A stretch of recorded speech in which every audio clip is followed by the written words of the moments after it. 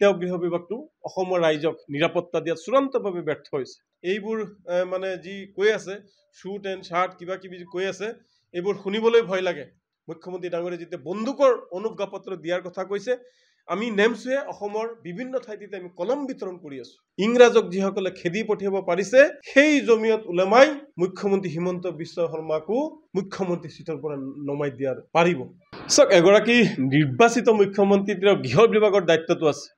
মুখ্যমন্ত্ৰী আৰু গৃহ বিভাগৰ দায়িত্বত থকা হিচাপে তেওঁ সকলোকে সমদৃষ্টিৰে চাব লাগে।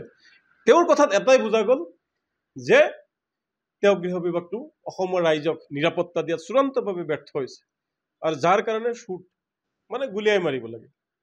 এইটো বৰ বেয়া কথা। এগৰাকী নিৰ্বাচিত মুখ্যমন্ত্ৰীয়ে এইবোৰ কথা শোভা নাপায়।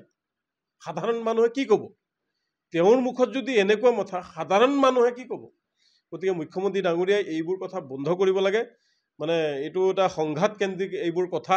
এই সংঘাত কেন্দ্ৰিক কথাবোৰ এৰি মই মুখ্যমন্ত্ৰী ডাঙৰীয়াক অনুৰোধ জনাম যে অসমখন ভাৰতবৰ্ষৰ ভিতৰত সৰ্বশ্ৰেষ্ঠ ৰাজ্য কিদৰে আমি গঢ়ি তুলিব পাৰি, কেনেদৰে আমি হিন্দু মুছলমান জৈন শিখ খ্ৰীষ্টান আমি একেলগে বসবাস কৰি এখন শান্তিৰ অসম গঢ়িব পাৰি, এখন সুন্দৰ সুৱলা অসম গঢ়িব পাৰি, তাৰ কাৰণে মুখ্যমন্ত্ৰী ডাঙৰীয়াই কাম কৰক। এই সাম্প্ৰদায়িক বক্তব্য, এই অগণতান্ত্ৰিক বক্তব্য, অসাংবিধানিক বক্তব্যবোৰ মুখ্যমন্ত্ৰী ডাঙৰীয়াই পৰিসৰ কৰিব লাগে। মুখ্যমন্ত্ৰী ডাঙৰীয়াই ভাতৃত্ববোধ প্ৰেমৰ স্বাৰ্থত কাম কৰক। সকলো জাতি জনগোষ্ঠীৰ লোকক ঐক্যবদ্ধভাৱে লৈ কৰক। আমি তেওঁৰ লগত থাকিম। কিন্তু কিছুমান কথাই আমাৰ মনত দুখ দিয়ে। এইবোৰ দুখ দিয়া কথাবোৰ ক'ব নালাগে। আমি একেখন অসমৰ বাসিন্দা, একেখন অসমৰে নাগৰিক। আমি সকলোৱে ঐক্যবদ্ধভাৱে আমি থকাটো বিচাৰোঁ। এইবোৰ মানে যি কৈ আছে শ্বুট এণ্ড শাৰ্ট কিবা কিবি কৈ আছে এইবোৰ শুনিবলৈ ভয় লাগে। গতিকে এইবোৰ সাম্প্ৰদায়িক বক্তব্য, সংঘাত কেন্দ্ৰিক বক্তব্যবোৰ মুখ্যমন্ত্ৰী অকল মুখ্যমন্ত্ৰী ডাঙৰীয়াই নহয়, কোনেও যাতে নকয় আৰু কোনেও এইবোৰ কৰিব নালাগে। কাৰণ আপোনালোকে দেখিছে মুখ্যমন্ত্ৰী ডাঙৰীয়াই যেতিয়া বন্দুকৰ অনুজ্ঞা পত্ৰ দিয়াৰ কথা কৈছে, আমি নেমচুৱে অসমৰ বিভিন্ন ঠাইতে আমি কলম বিতৰণ কৰি আছো। গতিকে আমি কলমক উপযুক্ত সন্মান দিব লাগিব আৰু কলম ব্যৱহাৰ কৰিব লাগিব। মই আপোনালোকৰ সংবাদ মাধ্যমৰ জৰিয়তে অসমবাসী ৰাইজ আৰু সংখ্যালঘু ছাত্ৰ ছাত্ৰী, সংখ্যালঘু লোকসকলক অনুৰোধ জনাম যে আপোনালোকে কলম শুদ্ধভাৱে ব্যৱহাৰ কৰক। যি কলমৰ জৰিয়তে আমি আকাশত উৰিব পাৰিম, যি কলমৰ জৰিয়তে আমি আধুনিকতাৰ সৃষ্টি কৰিব পাৰিম, যি কলমৰ জৰিয়তে আপুনি বৈজ্ঞানিক হ'ব, উচ্চ শিক্ষিত ভাল নাগৰিক হ'ব। বন্দুকে কেতিয়াও শান্তি নিদিয়ে। বন্দুকে সদায় অশান্তি সৃষ্টি কৰি থাকিব। বন্দুকে সদায় সংঘাত সৃষ্টি কৰিব বিচাৰে। গতিকে কলমৰ জয় চিৰযুগমীয়া হিচাপে থাকিব। বন্দুক সদায় পৰাজয় থাকিব। বন্দুকে কলমৰ লগত কেতিয়াও যুদ্ধ কৰিব নোৱাৰে। কলমৰ জয় হ'ব। মুখ্যমন্ত্ৰী ডাঙৰীয়াৰ আমি কিছুমান ফটো দেখিবলৈ পাইছোঁ বিভিন্ন সামাজিক মাধ্যমত। বা অটল বিহাৰী বাজপেয়ী যিগৰাকী মহামান্য প্ৰাক্তন প্ৰধানমন্ত্ৰী, তেওঁৰো জমিয়তৰ লগত ভাল সম্পৰ্ক আছিলে। আৰু এতিয়ালৈকে অসমৰ যিসকল মুখ্যমন্ত্ৰী হৈ গৈছে, মুখ্যমন্ত্ৰী আমাৰ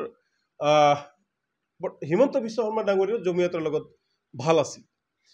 গতিকে জমিয়ত এনেকুৱা এটা সংগঠন, যি সংগঠনে ভাৰতবৰ্ষ স্বাধীন কৰিছিল, যি সংগঠনৰ 2 লাখতকৈ অধিক মৌলানা মুফতিসকলে এই ভাৰত স্বাধীনতা আন্দোলনত শ্বহীদ হৈ এই ভাৰতবৰ্ষখন ইংৰাজৰ কবলৰ পৰা ৰক্ষা কৰিছিল।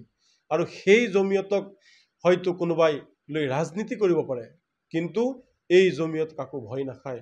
ইংৰাজক যিসকলে খেদি পঠিয়াব পাৰিছে সেই জমিয়ত উলেমাই মুখ্যমন্ত্ৰী হিমন্ত বিশ্ব শৰ্মাকো মুখ্যমন্ত্ৰী চিটৰ পৰা নমাই দিয়াৰ তেওঁলোকে মানে পাৰিব।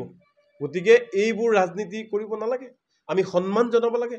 সেই শ্বহীদসকলক অপমান কৰিব নালাগে, যিসকলে আমাৰ দেশখন স্বাধীন কৰিছিল। আৰু যিসকলে এতিয়া কৈ আছে তেওঁলোক যে আজি ইংৰাজৰ কবলৰ পৰা মুক্ত হৈ শান্তিত শুই আছে, শান্তিত ঘূৰিব পাৰিছে, একমাত্ৰ জমিয়ত উলেমা আৰু বিভিন্ন শ্বহীদৰ ত্যাগৰ বিনিময়ত, যিসকলে দেশ শ্বহীদ কৰিছে তেওঁলোকৰ ত্যাগৰ বিনিময়তহে এই বৰ্তমানৰ লোকসকলে ক'ব পাৰিছে। গতিকে জমিয়ত উলেমাই হওক বা আন যি সংগঠন আছে যিটো ভাৰত স্বাধীন কৰিছিল, তেওঁলোকক আমি কেতিয়াও অসন্মান কৰিব নাপায়।